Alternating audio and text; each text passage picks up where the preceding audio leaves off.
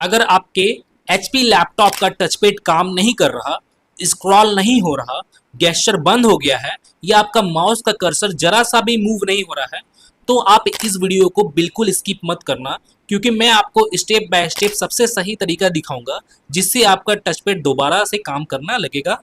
और इस वीडियो को आगे कंटिन्यू करने से पहले मैं आपको बता दूं कि अगर आप मेरे चैनल पे भी नए हो तो सबसे पहले तो आप मेरे चैनल को सब्सक्राइब कर ले और बेल आइकन पे भी क्लिक कर ले, क्योंकि मैं अपने चैनल पे कुछ इसी तरह के इंपॉर्टेंट वीडियोस वगैरह अपलोड करता रहता हूँ। तो सबसे पहले तो आपको अपने लैपटॉप में एक एक्सटर्नल माउस को आपको यहाँ पे कनेक्ट कर लेना है। कनेक्ट करने के बाद जो आपका माउस का जो कर्सर है वो आपके यहाँ पे मूव होने लगेगा। अब आपको यहाँ पे किसी भी एक फेवरेट ब्राउजर को ओपन कर लेना है। जैसे मैं यहाँ पे अपने क्रोम ब्राउजर को ओपन करता हूँ। अब आपको यहाँ पे टाइप करके सर्च करना है HP ड्राइवर, और आपको यहाँ पे ये पहले वाले ही ऑप्शन पे आपको यहाँ पे चले जाना है।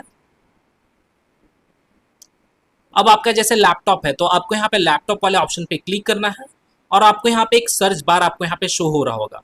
तो इस सर्च बार में आपको अपने लैपटॉप का सीरियल नंबर को आपको यहाँ पे टाइप करना है।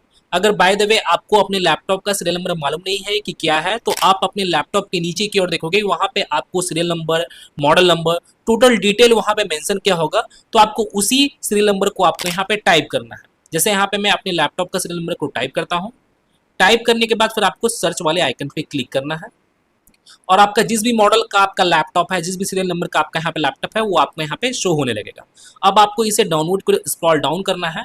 अब आपको यहाँ पे ऑपरेटिंग सिस्टम को सिलेक्ट करना है, जो ऑपरेटिंग सिस्टम फर्स्ट टाइम इस लैपटॉप में लगा हुआ आया था। जैसे यहाँ पे मेरा विंडोज 10 है तो मैं यहाँ पे विंडोज 10 को सिलेक्ट करता हूँ। अब आपको यहाँ पे उसके वर्जन को सिलेक्ट करना है, विंडोज 10 64 बिट। अब आपको इसे सबमिट करना है।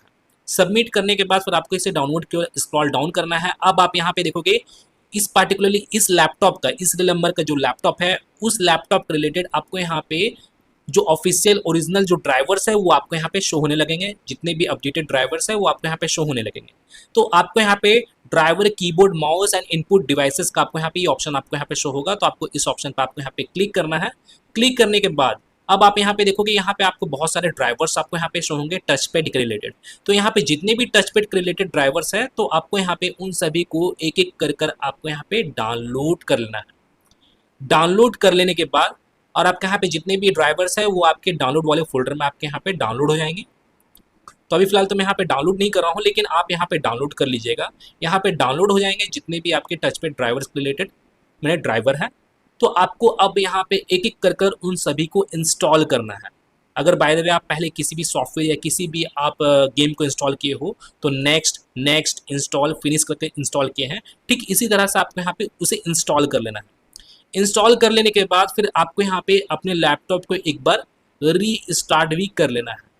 और रीस्टार्ट करने के बाद जो आपका टचपैड रिलेटेड जो आपके यहाँ पे जो प्रॉब्लम था, आपका टचपैड वर्क नहीं कर रहा था या आपका माउस का कर्सर वर्क नहीं कर रहा था, मूव नहीं हो रहा था, तो वो प्रॉब्लम आपके यहाँ पे परमानेंटली सॉल्व हो जाएगा।